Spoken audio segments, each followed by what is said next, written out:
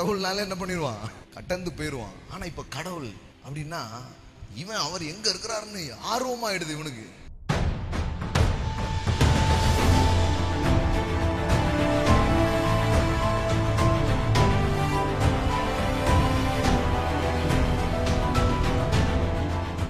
இயேசு எங்க இருக்கிறாருன்னு தேடி ஜனத்திரள் வருது, ஜன கூட்டம் எங்க பார்த்தாலும் வருது. ஏன்னா முன்னாடி கடவுள்னா ஓடிடுவான், கடந்து போயிடுவான். கடவுள்னால என்ன பண்ணிடுவான், கடந்து போயிடுவான். ஆனா இப்ப கடவுள் அப்படின்னா இவன் அவர் எங்க இருக்கிறாருன்னு ஆர்வமாயிடுது இவனுக்கு.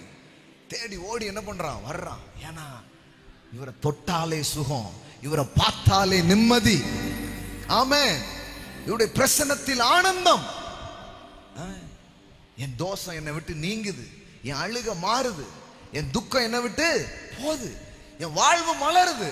அப்போ கடவுள் என்ன கெடுக்கவோ அழிக்கவோ என்ன நாசப்படுத்தவோ அவர் இல்ல. கெட்டு நாசமா போன என் வாழ்க்கைய நல்லாக்கி மறுரூபமாக்கி சிறப்பாக்குவதுதான் அவருடைய திட்டம், அவருடைய தீர்மானம். அப்ப யோவான் 3:16 எப்படி சொல்லுது பாருங்க, கெட்டு போகாதபடிக்கு. எல்லாம் சொல்லுங்க, கெட்டு போகாதபடிக்கு. சார் யாருக்காக வாழணும் சார்?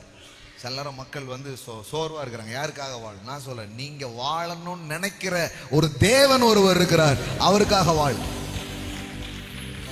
ஆமா, கெட்டு போகாதபடிக்கு. தேவன் தம்முடைய ஒரே பேரன குமாரனை விசுவாசிக்கிறவன் எவனோ அவன் கெட்டு போகாம. எல்லாம் சொல்லுங்க, கெட்டு போகாம. அப்ப வாட் இஸ் காட்ஸ் ஐடியா?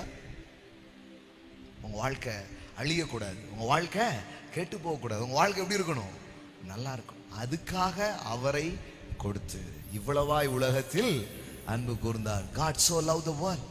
இவ்வளவாய் உலகத்தில் அன்பு கூர்ந்தார். அப்ப கடவுளுடைய எண்ணங்கள், கடவுளுடைய நோக்கங்கள், கடவுளுடைய திட்டங்கள்ன்றது என்ன? மனிதனுடைய வாழ்வு, மனிதனுடைய சுகம்.